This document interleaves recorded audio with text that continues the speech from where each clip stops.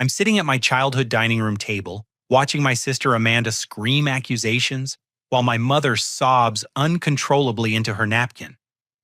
My father sits frozen in his chair, staring at me, like he's seeing a complete stranger for the first time in 28 years. The revelation of my $13 million net worth has just shattered every single family dynamic we've maintained since I was born. Amanda's perfectly curated life as the golden child is crashing down around her as she realizes her so-called loser brother has been quietly building a business empire while she collected participation trophies and praise for mediocrity. Growing up in our middle-class neighborhood outside Chicago, I learned early that love in the Patterson family came with conditions.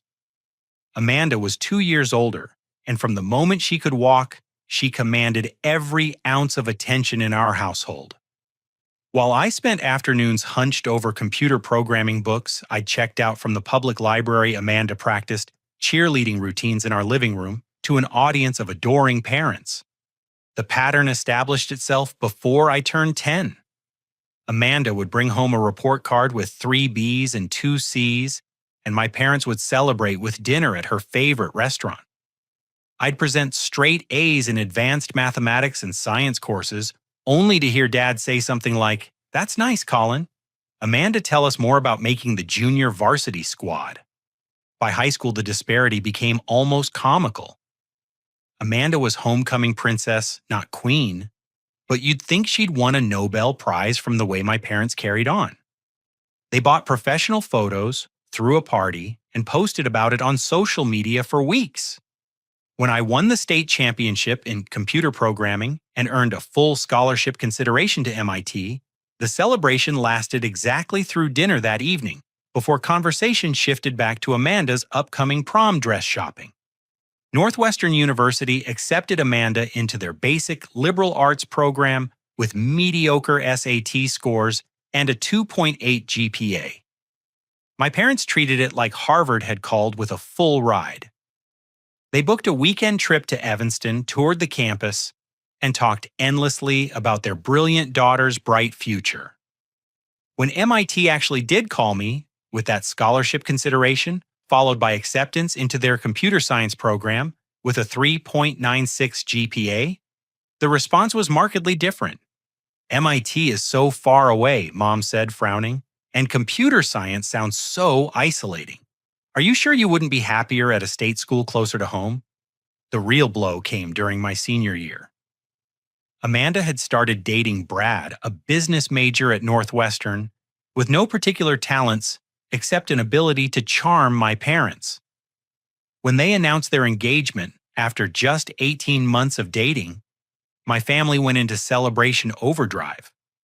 Dad started talking about wedding expenses, Mom began researching venues, and Amanda began planning what she called the event of the century. I was filling out financial aid paperwork at the kitchen table when I overheard my parents discussing Amanda's wedding fund. The number they mentioned made my stomach drop. It was exactly the amount I'd seen in the college savings account statements they'd shown me since middle school. The account they'd been building for my education since I was born. "We can always take out loans for Colin's college," Dad was saying. "But Amanda only gets one wedding and we want it to be perfect." I confronted them that evening, printouts of my acceptance letters and scholarship information spread across the dining room table. "You're giving my college fund to Amanda for her wedding." Mom's face flushed red. "Colin, honey, you're getting a partial scholarship, and you're so smart you'll figure out the rest. Amanda needs our help right now." "I need help too," I said, my voice cracking despite my efforts to stay calm. "That money was saved for my education. You promised it would be there." Dad cleared his throat uncomfortably. "Son family means supporting each other. Amanda's wedding is important to all of us. You'll understand when you're older." The partial scholarship covered about 60% of MIT's costs. The remaining 40% meant massive student loans, work-study programs, and scraping together money for basic necessities. Meanwhile, Amanda's wedding consumed 6 months of family conversations, cost $43,000, and featured every detail she'd ever dreamed of. I watched from the cheap seats as my college fund paid for ice sculptures, premium open bars, and a 7-course dinner for 200 guests.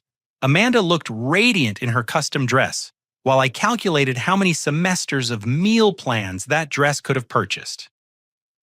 The worst part was listening to relatives congratulate my parents on their generosity, while I smiled and pretended everything was perfectly normal.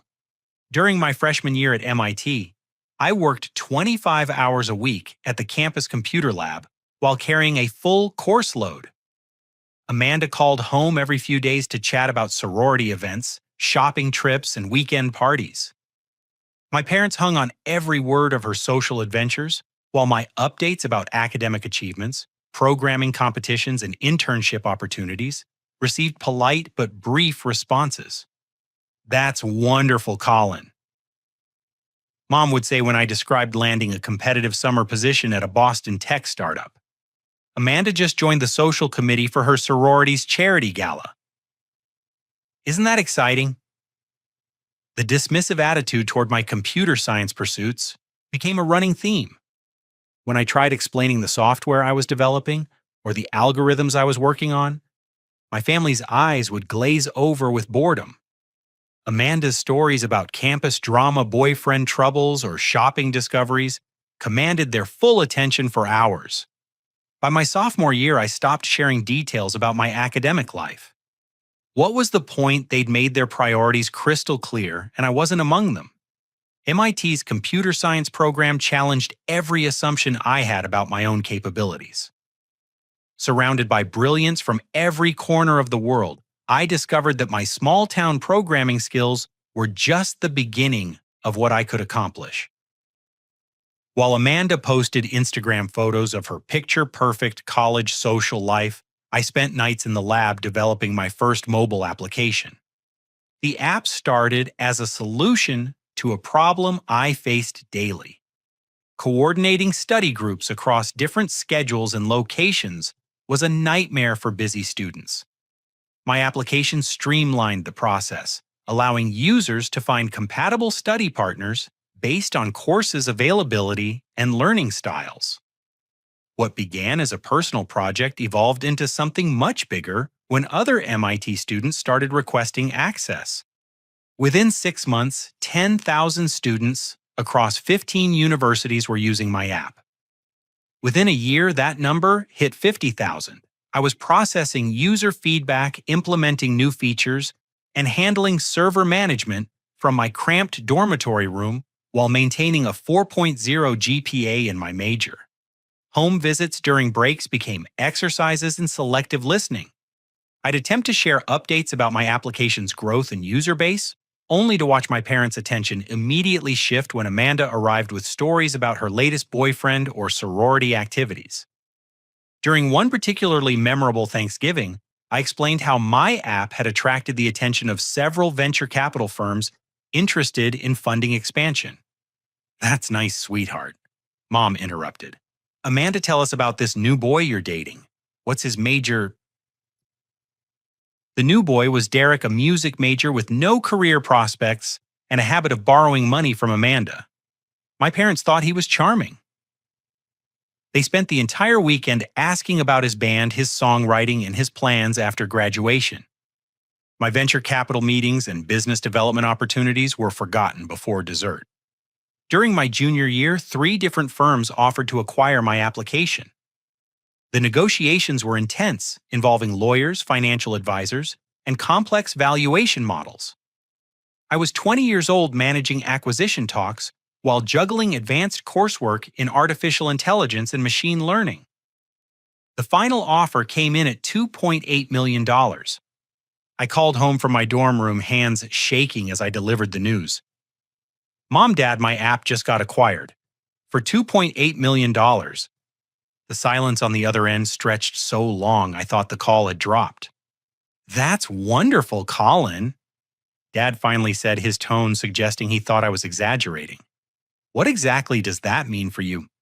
I explained the acquisition structure, the cash payout, and my plans for using the money to start my next company. As I spoke, I could hear Amanda's voice in the background, apparently having arrived for a surprise visit home. Within minutes, the focus of our call shifted to Amanda's announcement that she and Derek were moving in together.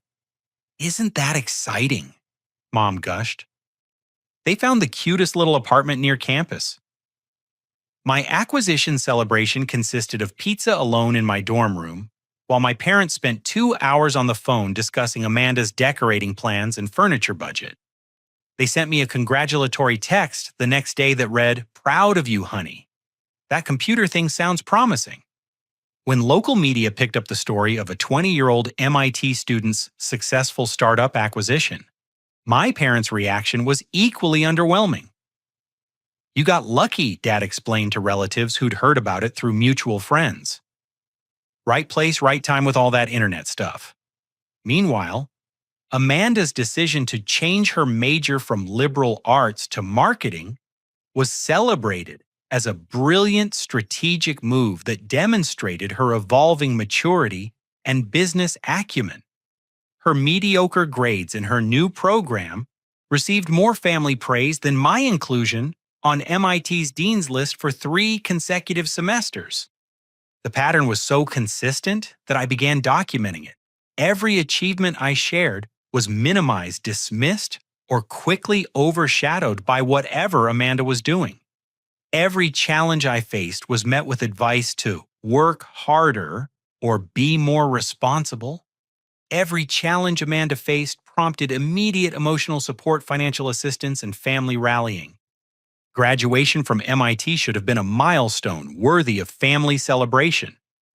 I was completing a degree in computer science with highest honors accepted into graduate programs at Stanford and Carnegie Mellon, and already building my second startup from the acquisition proceeds of the first. Instead of celebrating my accomplishments, my parents missed the graduation ceremony entirely.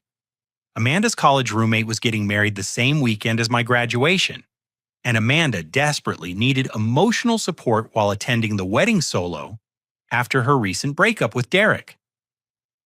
Mom and Dad felt their presence at the wedding was essential for Amanda's mental health during this difficult time. I walked across that stage at MIT to accept my diploma while my parents sat at a hotel bar in Denver, listening to Amanda cry about her failed relationship with the unemployed musician who dumped her for someone with better financial prospects. The irony wasn't lost on me. Moving to Silicon Valley after graduation felt like stepping into a different universe, where intelligence innovation and results actually mattered. I used my acquisition money to fund my second company, a data analytics platform that helped businesses optimize their online marketing spending. The concept was complex, but the market demand was enormous.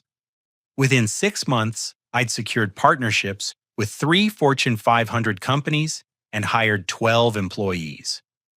Within a year, we were processing marketing data for clients spending over $50 million annually on digital advertising. The company was profitable from month 8, growing at 30% monthly and attracting acquisition interest from major tech corporations. Back home, Amanda had moved back into her childhood bedroom after her relationship with Derek predictably collapsed. She was 25 years old, unemployed, and spending her days watching television, while my parents reassured her that she was just finding herself and taking time to heal. During weekend family dinners, I'd attempt to share updates about my company's milestones, new contracts, and expansion plans.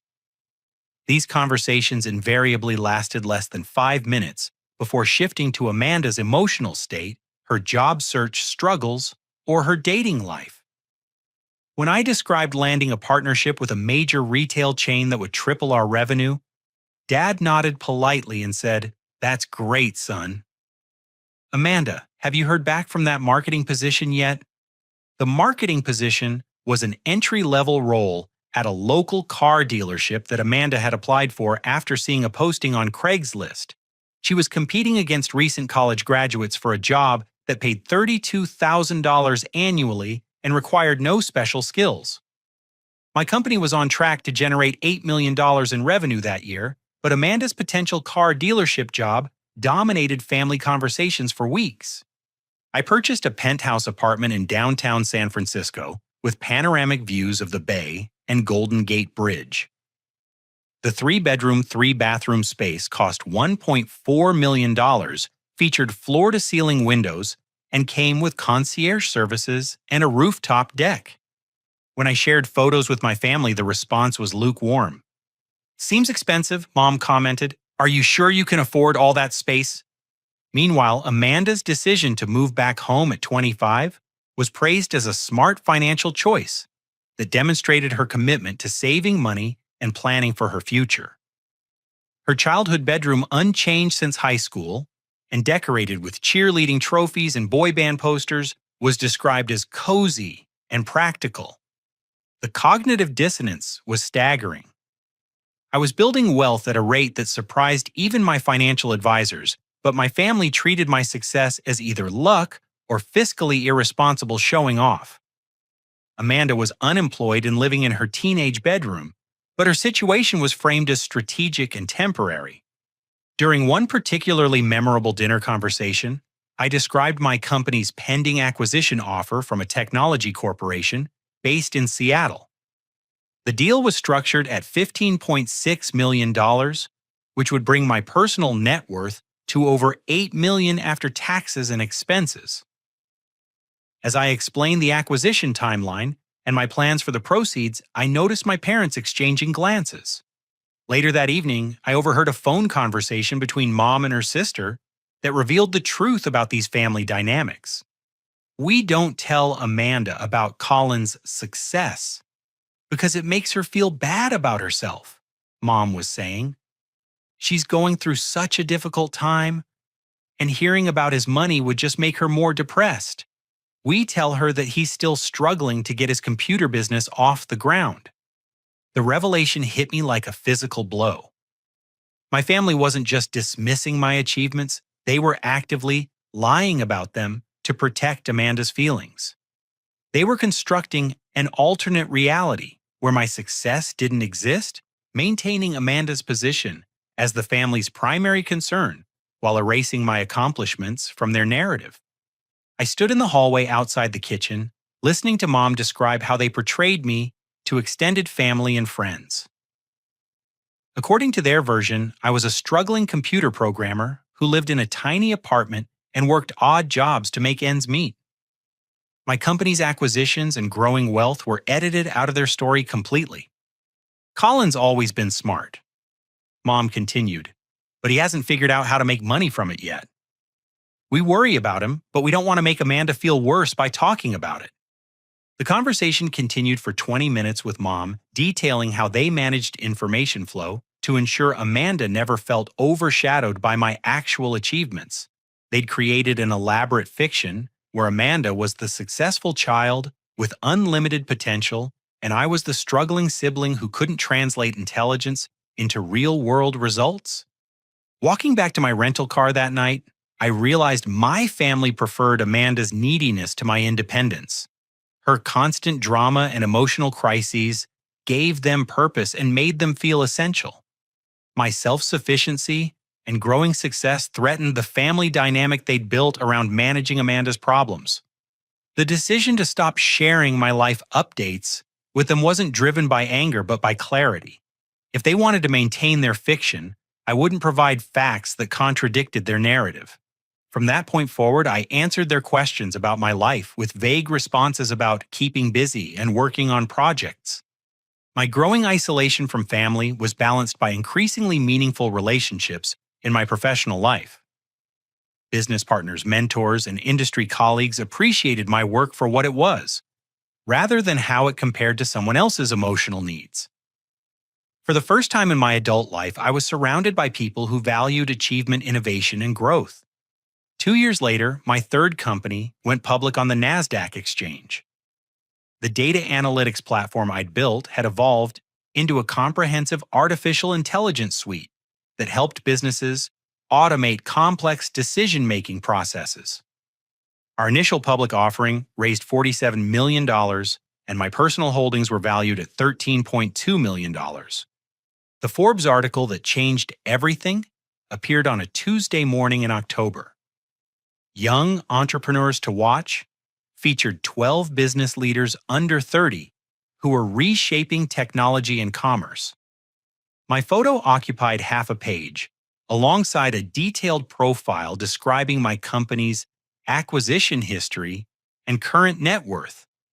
I was reviewing quarterly reports in my office when Amanda's friend Jessica called her to discuss an article she'd seen in Forbes.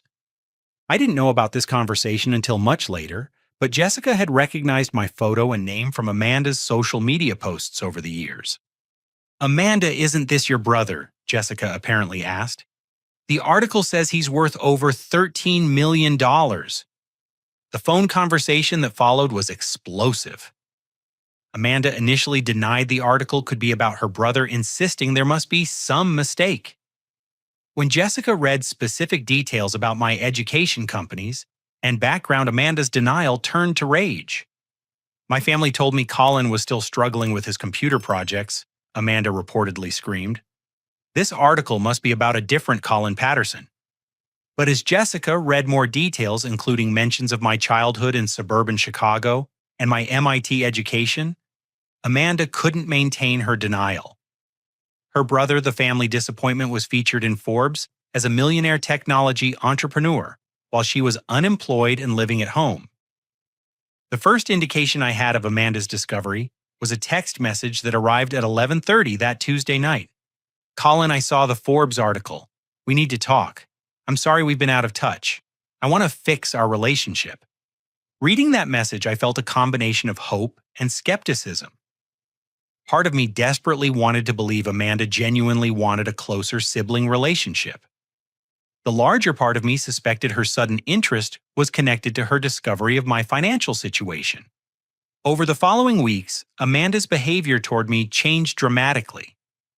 She started calling regularly, asking about my life and work with apparent interest. She sent thoughtful text messages, shared articles she thought I'd find interesting, and even suggested we spend time together during my next visit home. My parents seemed genuinely confused by Amanda's sudden enthusiasm for rebuilding her relationship with me. During our weekly phone calls, Dad mentioned how happy Amanda was that we were finally connecting as adults. "She's been talking about you nonstop," Mom added. "She feels terrible that you two grew apart and wants to make up for lost time."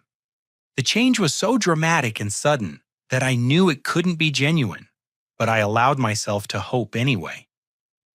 Maybe Amanda had experienced some personal growth that made her genuinely want a better relationship with her brother.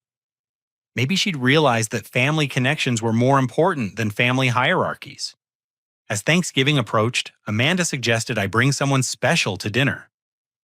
"You never talk about your personal life," she said during one of our phone calls. "Are you seeing anyone we'd love to meet her?" I explained that I was bringing my business partner, Sarah, who was visiting the West Coast for client meetings. Sarah and I had worked together for 3 years, building the artificial intelligence platform that had made both of us wealthy. Our relationship was strictly professional, but our business partnership was stronger than most marriages. "A business partner sounds perfect," Amanda responded. "I can't wait to meet her and hear about your work." The enthusiasm in her voice should have been a warning sign. Amanda had never shown any interest in my work before. Her sudden curiosity about my business activities and personal life felt calculated rather than natural. During the week before Thanksgiving, Amanda sent me daily text messages sharing her excitement about our family gathering. She asked about Sarah's background, my company's recent developments, and my future plans. The attention was flattering, but felt hollow, like she was gathering information rather than building a genuine connection. I arrived at my parents' house on Thanksgiving Thursday with cautious optimism. Maybe Amanda's interest in my life was motivated by money, but maybe that interest could evolve into something more genuine over time. Maybe discovering my success would help her see me as someone worth knowing rather than someone worth dismissing. Sarah arrived separately, driving up from her hotel in downtown Chicago. She was a brilliant professional and completely unaware of my family's complicated dynamics. In her presence, I felt confident and accomplished. She knew my work, respected my abilities, and treated me as the successful entrepreneur I'd become, rather than the overlooked son I'd always been at home. The stage was set for either a genuine family reconciliation or a spectacular confrontation. Based on 28 years of experience with family dynamics, I suspected I knew which way the evening would unfold. Amanda's performance began the moment I walked through my parents' front door. She rushed over with an enthusiastic hug that lasted several seconds longer than any embrace we'd shared since childhood. "Colin, I'm so excited you're here," she exclaimed, her voice carrying an artificial brightness that made my stomach tighten. "And I can't wait to meet Sarah." Mom and Dad watched this display with obvious confusion. Amanda hadn't shown excitement about my presence at family gatherings in over a decade. Her sudden transformation into the devoted sister was so dramatic that even our parents seemed unsettled by the change. When Sarah arrived 20 minutes later, Amanda's enthusiasm reached almost comical levels. She complimented Sarah's dress, her hair, and her choice of wine for dinner. She asked detailed questions about Sarah's background, her education, and her work history. The interrogation was friendly but intense. Like Amanda was gathering intelligence rather than making conversation. "Sarah, you and Colin work together on computer projects, right?" Amanda asked as we settled around the dining room table. "That must be so interesting. What exactly do your companies do?" Sarah launched into a clear explanation of our artificial intelligence platform, describing how businesses used our technology to optimize operations and increase profitability. She mentioned specific clients' revenue figures and growth projections with the casual confidence of someone who understood the technology sector thoroughly. Amanda listened with rapt attention, occasionally glancing at me with an expression I couldn't quite read. Mom and Dad seemed impressed by Sarah's professional knowledge, but clearly didn't understand most of what she was describing. "That sounds very technical," Mom said during a pause in Sarah's explanation. "Colin, do you actually understand all that computer stuff?" Before I could answer, Sarah jumped in. "Colin designed most of our core algorithms himself. He's one of the most innovative developers I've ever worked with. Our platform wouldn't exist without his technical vision." The compliment was genuine and well-deserved, but I watched my parents' faces carefully. They seemed surprised to hear someone speak about my abilities with such respect and authority. After years of minimizing my work as a hobby or phase, they were confronting evidence that my career might actually be significant. Amanda's questions became more pointed as dinner progressed.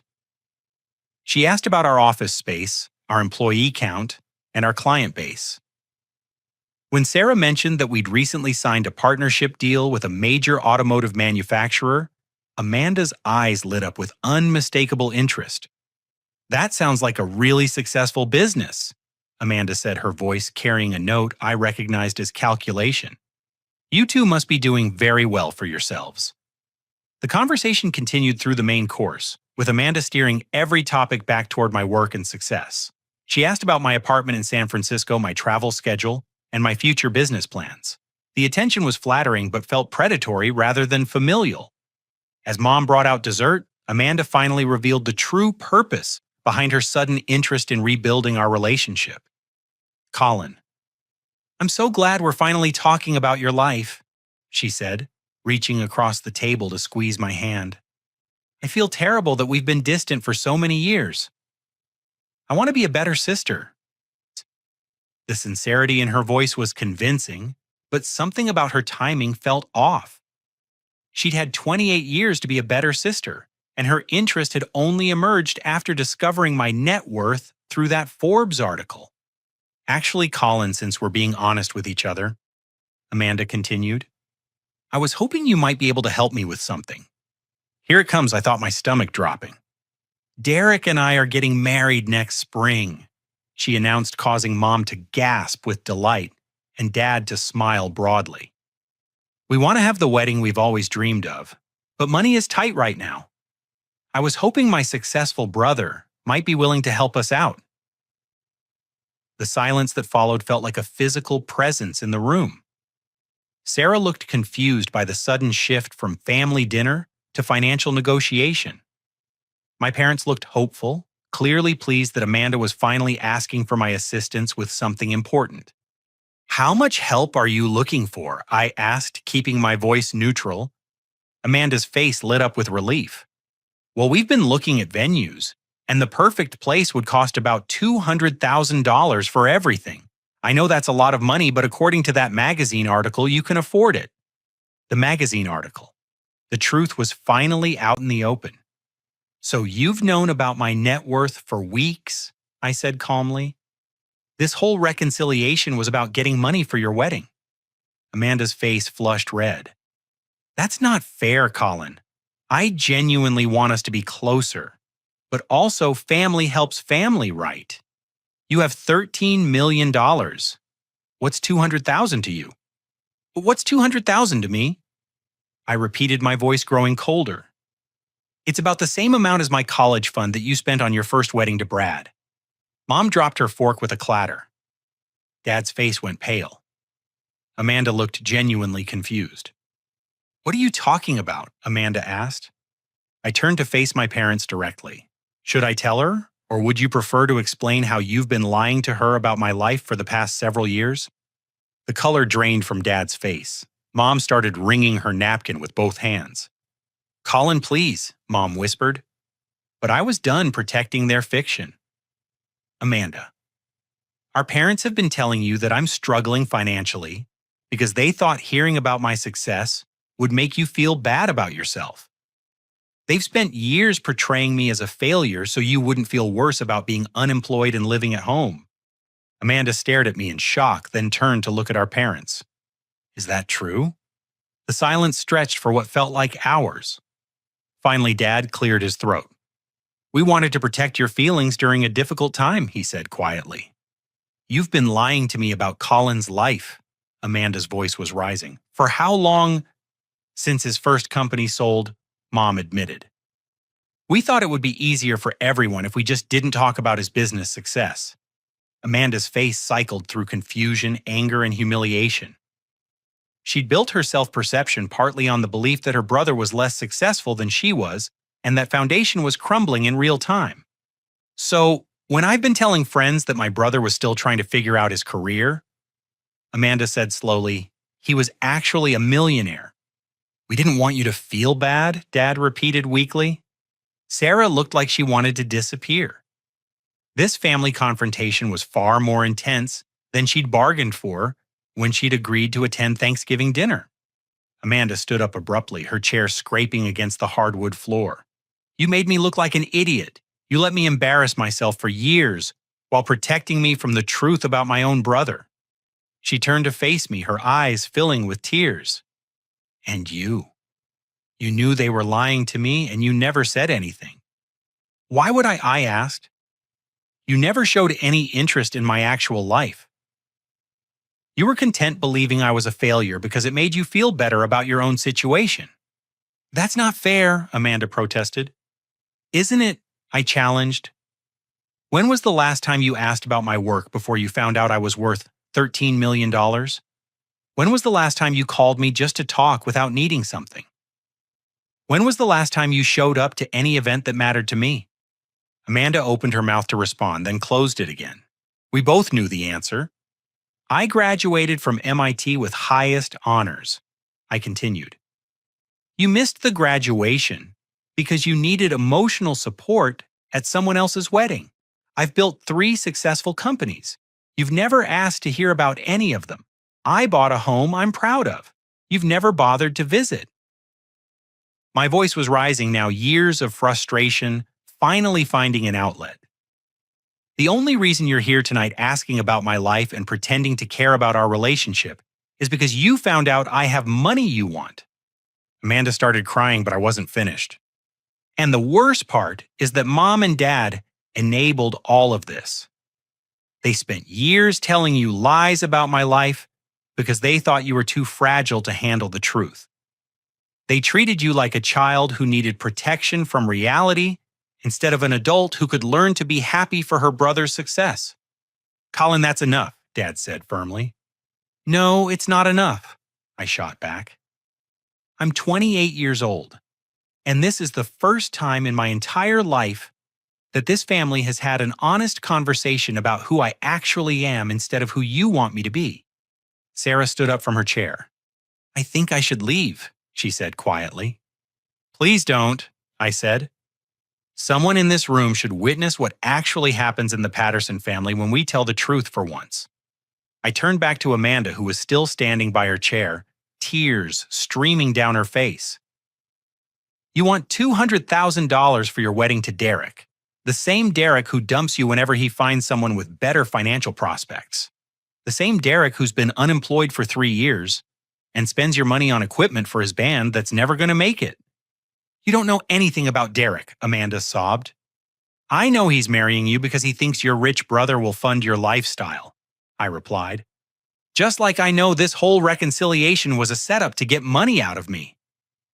Mom finally found her voice. Colin, we raised you better than this. Family helps family. You're right, I agreed. Family does help family. But this isn't my family asking for help. This is a group of people who've spent decades treating me like a disappointment, suddenly realizing I might be useful to them. I stood up from my chair and looked around the table. I've spent my entire adult life hoping you'd see me as someone worth knowing instead of someone worth fixing or ignoring. I thought tonight might be different. I thought Amanda's interest in my life might be genuine. It is genuine, Amanda protested weakly.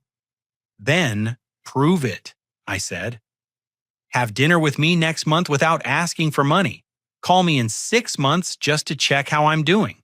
Show up to something that matters to me without needing emotional support or financial assistance. I pulled my car keys out of my pocket. But I'm not holding my breath. This family has made its priorities clear for 28 years. I'm done pretending things are going to change. Sarah followed me toward the front door, but I paused in the hallway to deliver one final observation. The saddest part about tonight is that if you'd just been honest with me from the beginning, I probably would have helped with the wedding. I've been waiting my whole life for this family to treat me like someone who belongs here. Instead, you chose manipulation over honesty, and now you get neither the money nor the relationship you wanted. I walked out of my childhood home for what I knew would be the last time, leaving behind 28 years of dysfunction and disappointment. Sarah followed silently, and we drove away from the house, where I'd learned that love came with conditions, and success was only valuable if it served someone else's needs.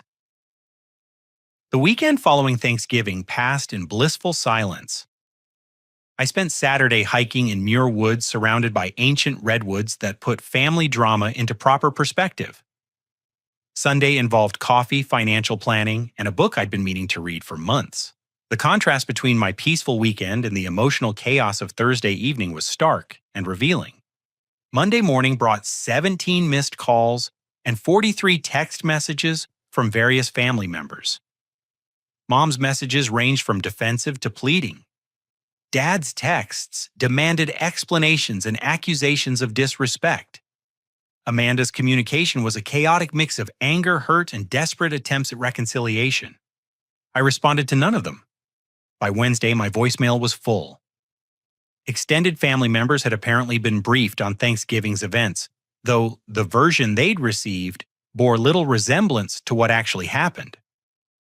According to my cousin Jennifer's confused text message, I had attacked Amanda for no reason and refused to help family during a crisis. The lies were so predictable that I wasn't even surprised. My family had spent years rewriting reality to protect Amanda's feelings. Why would they start telling the truth now? Thursday afternoon brought the phone call I'd been expecting. Dad's voice was stern and paternal, the tone he'd used when I was 10 years old and needed correction. "Colin, this has gone on long enough," he said without preamble. "Your mother is devastated. Amanda has been crying for a week. You owe your family an apology." "I owe my family an apology," I repeated. "For what exactly?" "For embarrassing Amanda in front of your guest. For bringing up ancient history about college funds. For refusing to help your sister when she needed support." "Ancient history?" I said, my voice growing cold. "Dad, you stole my college education to pay for Amanda's wedding 6 years ago. That's not ancient history. That's theft." "We did what we thought was best for the family," Dad replied. "Amanda needed help, and you were capable of figuring things out on your own. Because I was smart enough and responsible enough to succeed without support, I said. Meanwhile, Amanda needed help because she was irresponsible and unprepared for adult life. That's not fair to your sister. What's not fair is that I've been subsidizing Amanda's lifestyle my entire life, and now you want me to write her a check for $200,000. Dad's voice softened slightly. Son, we know you've done well for yourself. But family means sacrifice. It means helping each other through difficult times. You're absolutely right, I agreed. Family does mean helping each other. Which is why I find it interesting that you're calling me now? What do you mean? I took a deep breath before delivering the information that would end our relationship permanently. Dad, do you remember having chest pains last spring, the emergency room visit, that led to cardiac testing and follow-up appointments? Of course, he said, confusion evident in his voice. Do you remember being worried about the medical bills Mom mentioned, that your insurance didn't cover everything, and you were stressed about the out-of-pocket expenses? We managed fine, Dad said, but his voice had changed. You managed fine because someone anonymously paid your medical bills, I continued. $14,732.18, paid in full 6 months ago. The silence on the other end of the line stretched so long I thought the connection had dropped. Colin, the same person who's been anonymously helping with your mortgage payments when Dad's reduced hours made things tight. The same person who paid for Mom's dental work last year when you couldn't afford the crown replacement. Another long silence. Are you telling me that you've been... I'm telling you that I've been helping my family for over 2 years, I said. Quietly, without recognition, without being asked. Because that's what family does for each other. Why didn't you tell us? Dad's voice was barely a whisper. Because you never asked where the help was coming from. You were just grateful someone was solving your problems. Meanwhile, you've spent those same 2 years telling extended family that I'm selfish and ungrateful. You've told Amanda that I don't care about family. You've painted me as the son who forgot where he came from. We didn't know. You didn't know because you didn't want to know. It was easier to maintain your narrative about the successful daughter and the disappointing son than to acknowledge that your disappointing son has been keeping your household financially stable. I pulled up my banking records on my computer screen, documenting every anonymous payment I'd made to help my parents over the past 2 years. The list was longer than I'd realized. Dad, I want you to call Mom into the room and put me on speakerphone. Colin, I don't think... Put me on speakerphone now. I heard rustling, then Dad's muffled voice calling for Mom. A few moments later, Mom's tentative voice joined the conversation. Hello, Colin. Mom? I'm going to read you a list of financial transactions, and I want you to tell me if they sound familiar. I started with the oldest payments, medical bills, mortgage assistance, car repairs, and home maintenance expenses. Each item corresponded to a financial crisis my parents had mentioned during our weekly phone calls over the past 2 years. March 15th last year, emergency furnace replacement, $3,400. Do you remember getting help from an anonymous benefactor? Yes, Mom whispered. July 22nd. Dad's medication costs when the insurance company initially denied coverage, $1,800. Anonymous payment? Yes. I continued through the list: dental work, property tax assistance, appliance replacements, and dozens of smaller expenses. Every crisis they'd faced had been resolved by mysterious financial assistance that appeared exactly when needed. The total amount of anonymous help your family has received over the past 2 years is $37,612, I concluded. All of it came from your disappointing son who supposedly doesn't care about family. The silence on the other end was deafening. Colin. Mom finally said, her voice breaking. We had no idea it was you. I know you didn't, because you never considered the possibility that I might be successful enough to help, generous enough to care, or responsible enough to handle your problems quietly. Why didn't you tell us? Dad asked. Because every time I've tried to share good news about my life, you've dismissed it, or change the subject to talk about Amanda. I stopped trying to get credit for my achievements and started focusing on just helping where I could. But Amanda doesn't know about any of this, I interrupted, which means her sudden interest in my wealth has nothing to do with gratitude for family support and everything to do with wanting money for a wedding. I could hear Mom crying softly in the background. Here's what's going to happen, I continued. I'm going to email you bank records documenting every payment I've made on your behalf. I want you to share those records with Amanda so she understands exactly how her selfish brother has been treating family for the past 2 years. Colin, please. I also want you to explain to extended family that your financial stability over the past 2 years has been possible because of help from the son you've been criticizing for not caring about family. I know you never meant to hurt me, I said, my voice softening slightly. But intent doesn't change impact. You've spent years protecting Amanda's feelings at the expense of our relationship. You've maintained a fiction about my life that made it impossible for us to have an authentic connection. Mom's crying had intensified. I want you to understand something clearly, I continued. I love this family. I've loved this family enough to support it financially, even when it didn't support me emotionally. But I won't continue enabling dysfunction. What does that mean? Dad asked. It means no more anonymous help, no more financial assistance without acknowledgement. If you want my help in the future, you'll have to ask for it honestly and treat me like a family member whose contributions matter. We can do that, Dad said quickly. Can you? I asked, because that means treating Amanda like an adult who can handle hearing about my success without falling apart. It means admitting to yourselves and to her that your golden child is 30 years old, unemployed, and living at home, while your disappointment has been quietly keeping your family financially stable. The conversation ended with promises to think carefully about family dynamics and commitments to having more honest communication going forward. I knew these promises were sincere but doubted they would lead to lasting change. Some patterns are too deeply ingrained to alter through a single confrontation, no matter how revelatory the information might be. 6 months passed before Amanda reached out again, but when she did, everything had changed. The letter arrived on a Tuesday afternoon in May, handwritten on simple notebook paper rather than the decorated stationery she'd favored since high school. Her handwriting looked different too, less flowery and more direct. Colin. It began. I've been in therapy for 4 months, and I'm finally ready to write this letter. The admission surprised me.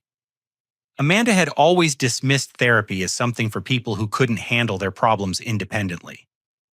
Her willingness to seek professional help suggested growth I hadn't expected. I want to start by acknowledging how wrong I was about everything, not just at Thanksgiving, but for years before that. I treated you terribly, and I convinced myself it was justified because I didn't understand who you really were. She went on to describe therapy sessions where she'd been forced to confront her own entitlement, jealousy, and dependence on family drama for attention and purpose. The letter was 3 pages long and painfully honest about patterns I'd recognized but never expected her to acknowledge. I broke up with Derek 2 weeks after Thanksgiving, she wrote. Once I started being honest with myself, I realized our relationship was built on all the wrong things. He was attracted to the idea of marrying into money, and I was attracted to having someone who needed me to take care of him. The Derek revelation wasn't surprising, but Amanda's insight into why she'd chosen him demonstrated a level of self-awareness she'd never shown before. I also moved out of Mom and Dad's house and got a job at a nonprofit downtown. The pay is terrible, but it's honest work, and I'm learning to live independently for the first time in my life. This information was harder to process. Amanda had never lived independently, never supported herself financially, and never expressed interest in nonprofit work. The changes suggested a fundamental shift in how she saw herself and her place in the world. I know you have no reason to trust me or want a relationship with me. The letter continued. I've spent 30 years being selfish, manipulative, and cruel to the brother who deserved better from his family. But if you're willing, I'd like to try to earn your forgiveness over time. She ended with a request to meet for coffee with no agenda other than honest conversation. No requests for money, no family drama to process, no crisis requiring my support. Just an invitation to see if two adults who happen to be siblings could build something genuine from the wreckage of their shared childhood. I waited a week before responding, partly to process my own emotions and partly to resist the impulse to immediately forgive and forget. Forgiveness was possible, but it needed to be earned through sustained, changed behavior rather than granted in response to a single letter. We met at a quiet coffee shop in Lincoln Park, equidistant from both our lives, and neutral enough to feel safe. Amanda arrived early, ordered black coffee instead of her usual elaborate sweet drinks, and looked genuinely nervous as I approached her table. "Thank you for coming," she said, standing to hug me hesitantly. "I wasn't sure you would." "I wasn't sure either," I admitted. For the next 2 hours, we had the most honest conversation of our lives. Amanda talked about her therapy revelations, her struggles with living independently, and her growing understanding of how family dynamics had shaped both of our personalities. She asked thoughtful questions about my work, my life in San Francisco, and my plans for the future. Most importantly, she listened. When I described the loneliness of building companies while feeling invisible to my own family, she didn't interrupt or redirect the conversation to her own experiences. When I explained how painful it had been to discover their lies about my life, she acknowledged the hurt without making excuses. "I want to understand something," I said toward the end of our conversation. "What changed? Why are you willing to do this work now when you weren't interested before?" Amanda considered the question carefully before answering. "I think I was terrified of not being special," she said. "Being the family favorite was my entire identity. When I found out you were successful, I felt like I was disappearing. But you're willing to risk that now. I'm willing to risk it because I realize that being the favorite in a dysfunctional family isn't actually an achievement," she replied.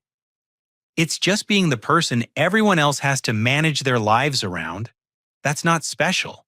It's exhausting for everyone involved." The insight was profound and suggested that Amanda was developing genuine wisdom rather than just repeating therapy talking points. Our coffee meeting led to monthly lunches, which evolved into regular phone conversations and eventually genuine friendship. Amanda's growth wasn't immediate or linear, but it was consistent. She struggled with independent living, made mistakes at her nonprofit job, and occasionally fell back into old patterns of expecting special treatment. But she also caught herself apologized when appropriate and continued working to become someone worthy of the relationships she wanted to build. Meanwhile, my relationship with my parents required more deliberate reconstruction. Dad had suffered a mild heart attack in March, and their medical expenses were mounting again despite insurance coverage. This time, when they needed help, they called me directly. "Colin, we're struggling with these hospital bills," Dad said during a Sunday phone call. "We know you've helped us before, and we're hoping you might be willing to help again." The request was honest, direct, and accompanied by genuine gratitude for past assistance. I agreed to cover their medical expenses, but I also insisted on family therapy sessions to address the underlying patterns that had created decades of dysfunction. "We hurt you badly," Mom acknowledged during our third therapy session. "We were so focused on protecting Amanda that we forgot you needed protection too. We were afraid of your independence," Dad added. "Amanda's neediness made us feel important. Your success made us feel irrelevant." The admissions were painful, but necessary. Through months of guided conversations, my parents began to understand how their favoritism had damaged both of their children. Amanda had been robbed of opportunities to develop resilience and self-sufficiency. I had been robbed of unconditional family love and support. By Christmas that year, our family gatherings looked completely different. Amanda hosted dinner at her small apartment, proud to show off her independent life and modest accomplishments. My parents asked thoughtful questions about my work and listened to my answers without comparison to anyone else's situation. Conversations were honest, supportive, and free of the manipulation that had characterized our interactions for decades. I brought Sarah to Christmas dinner as my friend and business partner, and she was welcomed genuinely rather than interrogated for information. The evening ended with Amanda asking about my travel plans and expressing interest in visiting San Francisco to see my life there. I'd like that I told her, and for the first time in years, I meant it completely. As I reflect on this transformation, 18 months later, I'm amazed by how much can change when people commit to honesty and growth. My family isn't perfect, but it's authentic now in ways it never was during my childhood. Amanda has become someone I'm proud to call my sister, not because of her achievements, but because of her character development and genuine care for others. My parents have evolved into people who can celebrate my success without diminishing anyone else's support Amanda's independence, without enabling her dysfunction, and acknowledge their mistakes without falling apart from guilt. The most satisfying part of this journey has been realizing that I didn't need to choose between family relationships and personal boundaries. By insisting on honesty and refusing to accept manipulation, I helped create the family dynamic I'd always wanted instead of settling for the one I'd inherited. Today I'm 30 years old and worth over $20 million through continued business success and smart investments. But more importantly, I'm surrounded by people who value me for who I am rather than what I can provide for them. My family relationships are based on mutual respect and genuine affection rather than guilt manipulation and carefully managed information. Amanda is engaged to Marcus, a social worker she met through her nonprofit job. Their relationship is built on shared values and genuine partnership rather than financial convenience. When they announced their engagement, they specifically said they wanted a small ceremony focused on commitment rather than spectacle. I offered to contribute to their wedding expenses, and they gratefully accepted reasonable help rather than demanding extravagant support. My parents have become people I enjoy spending time with, people who ask thoughtful questions and offer meaningful support. They've learned to see both their children as complete individuals rather than projects to be managed or problems to be solved. The lesson I've learned through all of this is that fighting back doesn't always mean walking away. Sometimes fighting back means demanding better from the people you love and refusing to accept less than you deserve. Sometimes it means creating consequences for destructive behavior while leaving space for growth and redemption. My family spent years putting my sister on a pedestal at my expense, but that pedestal was ultimately harmful to both of us. Amanda deserved the chance to develop real strength and independence. I deserved the chance to be seen and valued for my actual contributions and character. When the truth came out at that Thanksgiving dinner, it shattered comfortable lies and forced everyone to confront reality. The confrontation was painful, but it created space for authentic relationships to develop. Fighting back by demanding honesty and accountability didn't destroy my family, it saved it. Have you ever been in a situation where your family's treatment of you was so unfair that you had to choose between protecting yourself and keeping the peace? Sometimes standing up for yourself is the most loving thing you can do, both for yourself and for the people who need to learn how to treat you better. It takes courage to demand what you deserve, but it's worth it when you end up with relationships built on truth instead of comfortable lies. If this story resonated with you, I'd love to hear your thoughts in the comments below.